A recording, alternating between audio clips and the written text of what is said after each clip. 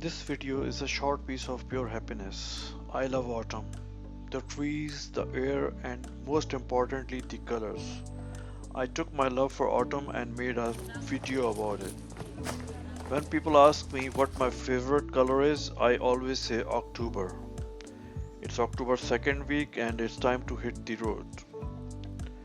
This year I took a 4-day trip to Muskoka, Ontario and made pit stops at small towns for supper and hike.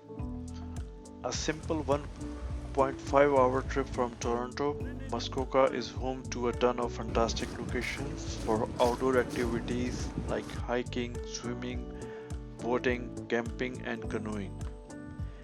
In the fall, the colors here are some of the most beautiful in Canada, with huge maple trees that turn vibrant shades of red and orange, making for truly breathtaking photos. I made positive recollections that I would always treasure as I soaked in the final colors as I made my way home. Thanks for watching.